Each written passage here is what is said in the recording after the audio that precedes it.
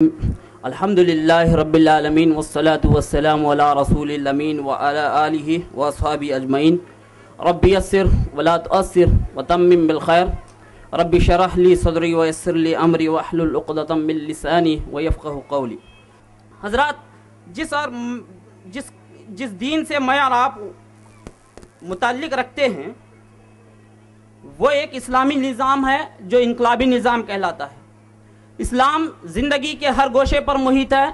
دنیا کا کوئی چپا ایسا نہیں ہے، کوئی مسئلہ ایسا نہیں ہے، وہ کوئی علم ایسا نہیں ہے جسے اسلام نے کبھی پیش نہ کیا ہو۔ الگ بات ہے کہ آج وہی ہم پر پلٹ کر آتا ہے، لیکن حقیقت یہ ہے کہ اس انسان کو تہذیب اور تمدن، سائنس اور ٹیکنالوجی، فلکیات، اسٹرانومی، ایک سے بڑھ کر ایک آج جتنے ٹیکنیکل ورڈز اور اصطلاحات اس میدان میں گنائے جاتے ہیں وہ سب کے سب نہ ہم نے دیے ہیں بلکہ پریکٹیکلی طور پر ہم نے اس زمین پر کر کے بتلایا ہے۔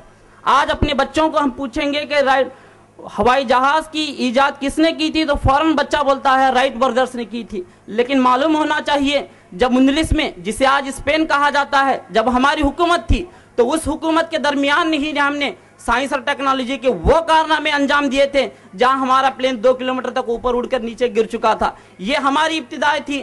آج جس انگریزی کی آپ دہائی دیتے ہیں، جس انگریزی میڈیم کی بات کرتے ہیں، کل تک عربی زبان اس کے مقام پر تھی اور ہر کوئی یہ سمجھتا تھا کہ عربی زبان کو پڑھے بغیر ہم جاہل کہلائیں گے۔ حضرات، یہ ہمارا ماضی رہا ہے۔ اسلام نے جہاں صرف ایمان و یقین کی بات ہی نہیں کی ہے، علم و فضل کی، تعمیر حیات کے ساتھ تسخیر کائنات کی، کنٹرول کرنے کی بھی تعلیم اسلام نے ہم کو دی ہے، تہذیب و تمدن بھی سکھایا ہے، حکومت اور اقتدار بھی کیسے حاصل کیا جا سکتا ہے یہ بھی ہم کو بتایا ہے۔ ہم کوئی معمولی قوم نہیں ہیں۔ سچر کمیٹی ہمیں بتاتی ہوگی پسماندہ ہوں گے، لیکن حقیقت یہ ہے کہ وہ علم کا خزانہ ہمارے پاس ہے۔ یہ ہماری غفلت ہے کہ کبھی ہم نے اس کو کھول کر نہیں دیکھا ہے۔ اگر ہم اس کو دیکھتے تو سچر کمیٹی جس بات کو پیش کر رہی ہے وہ اس کا معیار کو دوسرا ہوتا، اس کی تفصیلات کوئی اور ہوتی ہیں۔ یہ اس کے اوپر الزام لگانا نہیں ہے، دوسروں پر الزام لگانے سے پہلے اپنے گھر میں چھپا کر رکھی ہوئے اس دفینے کو ہم دیکھیں، اس خزانے کو ہم نے دیکھیں کہ اس سے ہم نے کتنا فائدہ اٹھایا ہے۔ یہ ذہنوں میں ہماری بات یہ پیوست رہیں کہ دنیا کے جتنے علوم ہیں وہ سب کے سب ہم نے دیے ہیں۔ میں آپ کو بتاتا چلوں مختصراً، دمشق ہو کے بغداد، قاہرہ ہو کے قرطبہ، اصفہان ہو کے شیراز، یہ علم و فضل کے یہ علمی مراکز تھے، یہاں خزانے کہلاتے تھے۔ وہ رومی ہو کے غزالی، ابو نصر فارابی ہو کہ ابو علی سینا، ابن خلدون ہو، جابر بن حیان ہو، الخارزمی ہو، ابن بطوطہ ہو، البیرونی ہو، کتنے میں آپ کو نام گناؤں؟ اگر نام گناتے اگر میں بیٹھوں تو عابد علی نے صرف 2 والیومز میں ایک ایسی کتاب تیار کی ہے جس میں صرف مسلمانوں کے مفکرین، صلحاء اور سائنسدانوں کے نام جمع کیے ہیں، ان کی تفصیلات نہیں۔ اندازہ لگائیے کہ ہم کس قوم سے ہمارا تعلق ہے۔ وہ زمانے میں وہ اپنے آپ میں علم کے ایک انسائکلوپیڈیا جسے آج کہتے ہیں، معارف العلوم جس کو کہا جاتا ہے، وہ اپنے طور پر تھے۔ ہمارا ایک کیمیا دان جابر بن حیان کے بارے میں ہم جانیں، وہ بابا آدم فادر آف کیمسٹری کہلاتا ہے، لیکن صرف کیمسٹری کے بارے میں نہیں تھا، وہ ایک قرآن کا حافظ، وہ عالم دین، وہ اسٹرانومر تھا، وہ فلکیات کو جاننے والا تھا، اس نے طبیعت پر بھی کام کیا، اس نے سنگل تنہا کیمسٹری کے جو ایلیمنٹس آس مانے جاتے ہیں اس میں 22 ایلیمنٹ کو تنے تنہا اس نے ایجاد کیا تھا۔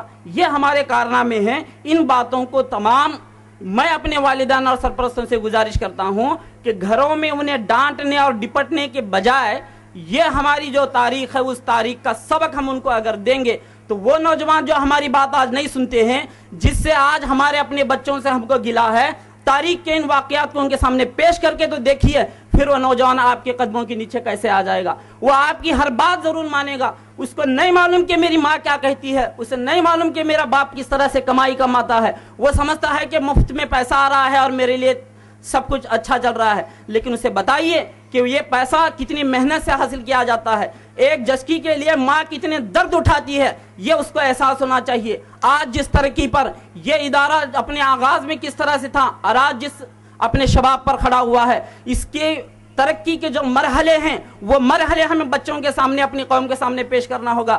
ان کے درد کو جگائیے، ان کے جذبات کو چھیڑیے۔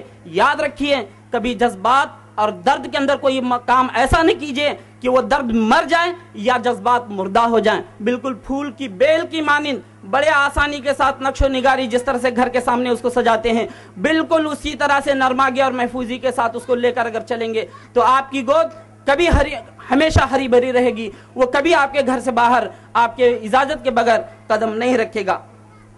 ہم نے علوم کے حاصل کرنے میں کبھی تنگ نظری کو تعصب کو جگہ نہیں دی ہے. ہر علوم کو ہم نے حاصل کیا ہے. وہ آزادی اس ادارے نے بھی دی ہے. مجھے سب سے بڑی خوشی ہے کہ ابو اللیث نے یہ کہا کہ میں آج انگریزی میں نہیں بلکہ اردو میں خطاب کرنا چاہتا ہوں. کیوں کہ میری بات کو تمام پہ سن سکیں اور سمجھ سکیں. یاد رکھیے ہم کسی میڈیم میں بھی پڑھائیں, میڈیم سے کوئی غرض نہیں ہے. اصل محنت, بچے کا شوق اور ذوق اور ماں باپ کی نگرانی, اساتذہ کی رہنمائی, اگر یہ تین چیزیں اگر مل جائیں تو یہ پھر دیکھیے کہ بچہ کن منزلوں پر وہ اپنے آپ کو لے کر جاتا ہے. میں آپ کو بتاؤں کہ البیرونی نے علم حاصل کرنا اور اپنے آپ کو اعلیٰ مقام پر لے کر جانا کوئی مشکل کام نہیں ہے. البیرونی اپنی زندگی کے اندر 30 سال لگاتار سفر کرتا رہا.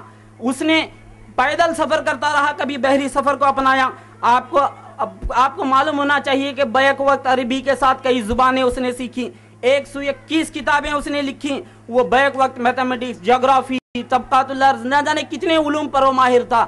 یہ ایک فرد ہمارا اتنے علوم پر ماہر ہو سکتا ہے تو اسی قوم کا آج کا بچہ ہمارا آج کیوں ماہر نہیں ہو سکتا ہے؟ وہ آج اپنے آپ کو اپنے اعلیٰ مقام پر کیوں نہیں لے سکتا ہے؟ یہ میں اور آپ اپنے طور پر سوچیں, کسی کی سوچ کیا کسی کی طرح سے سننے کے لیے ہم کو ضروری نہیں. غرض یہ تاریخ کے جواہر پارے ہیں جن پر ہماری تاریخ ہے. یہاں خودبینی, یہاں خدا بینی, خودبینی اور جہاں بینی کا سبق دیا جاتا ہے. اس سبق کو ہم کبھی نہ بھولیں. حضرات آخر میں, بڑے وقت مغرب بہت ہی قریب ہے, میں ایک بڑی ہی دلدوز اور بڑی ہی مؤدبانہ گزارش آپ سے کرنا چاہتا ہوں. ڈگر سے ہٹ کر سوچنا ہم سیکھیں, روایتی انداز میں نہ سیکھیں. سوچیں ہم صرف کامرس, سائنس, میڈیکل اور انجینئرنگ کی طرف ہی ہماری نگاہیں نہ جائیں. وہ میدانوں کو ہم تلاش کریں جن میدانوں میں ہماری قوم کمزور ہے, جن میدانوں میں ہمارے ماہر نظر نہیں آتے ہیں. ان میدانوں کو نوٹ کر کے ادارے, ماں باپ اور طلباء بیک وقت تینوں بھی اس پر غور و فکر کریں. خاص کر کے بایو کیمسٹری ہے, نینو ٹیکنالوجی ہے, جرنالزم کا معاملہ ہے, ایروناٹکس ہے اور ڈیفنس انالیسس میں ریسرچ ونگ ہوتی ہے. وہاں ہم دیکھیں, وہاں اپنے کردار بنائیں, وہاں اپنے افراد کو ہم کھڑا کریں. ابھی یہاں کے DYSP صاحب نے کہا کہ 2% نہیں ہے. اگر جواب تو دیا جا سکتا ہے کہ 2% تو ہیں لیکن اعلیٰ مقام پر ہیں.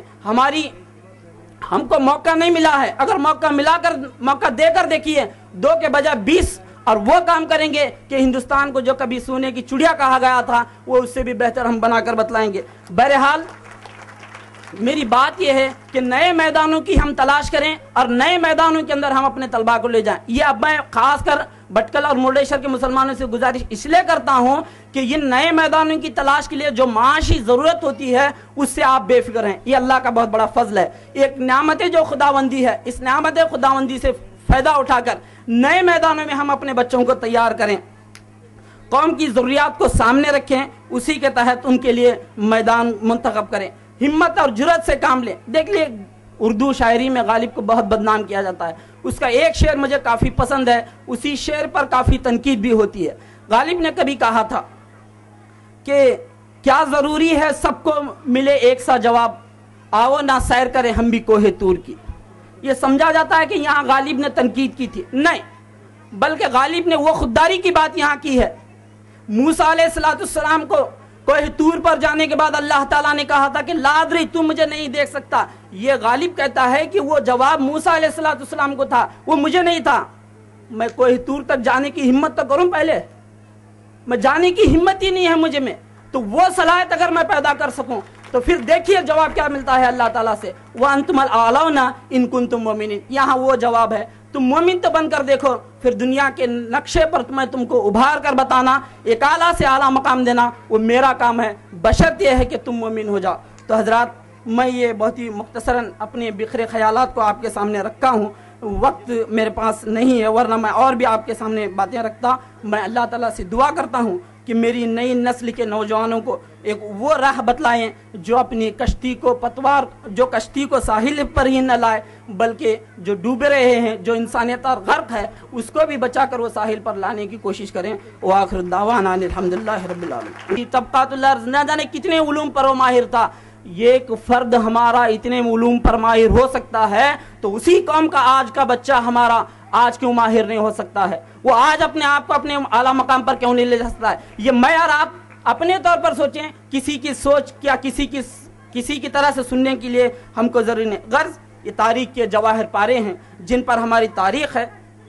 یہاں خودبینی یہاں خدا بینی خودبینی اور جہاں بینی کا سبق دیا جاتا ہے. اس سبق کو ہم کبھی نہ بھولیں. حضرات آخر میں بڑے وقت مغرب بہت ہی قریب ہے.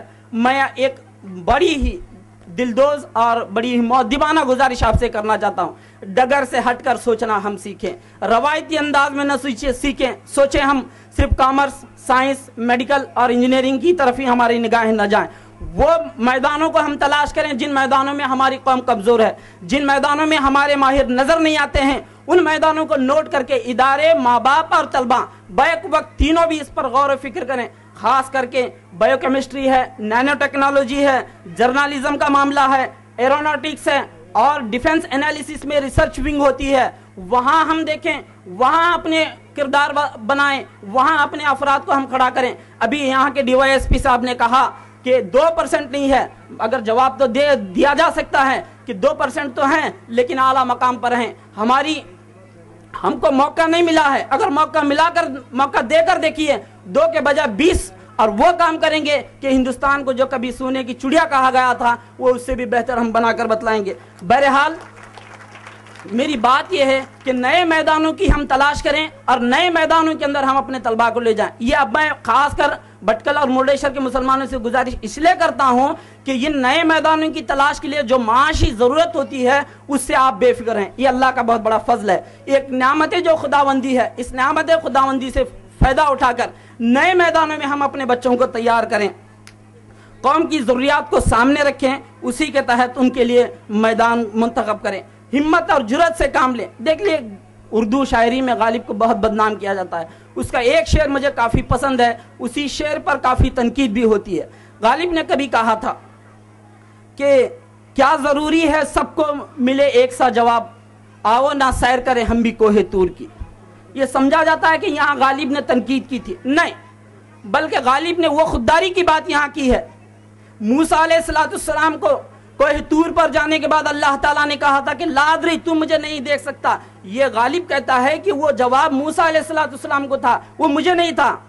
میں کوہ طور تک جانے کی ہمت تو کروں, پہلے میں جانے کی ہمت ہی نہیں ہے مجھے میں, تو وہ صلاحیت اگر میں پیدا کر سکوں تو پھر دیکھیے جواب کیا ملتا ہے اللہ تعالیٰ سے, وَأَنْتُمُ الْأَعْلَوْنَ إِن كُنتُم مُؤْمِنِينَ. یہاں وہ جواب ہے, تم مومن تو بن کر دیکھو, پھر دنیا کے نقشے پر میں تم کو ابھار کر بتانا, ایک اعلیٰ سے اعلیٰ مقام دینا وہ میرا کام ہے, بشرط یہ ہے کہ تم مومن ہو جاؤ. تو حضرات میں یہ بہت ہی مختصراً اپنے بکھرے خیالات کو آپ کے سامنے رکھا ہوں.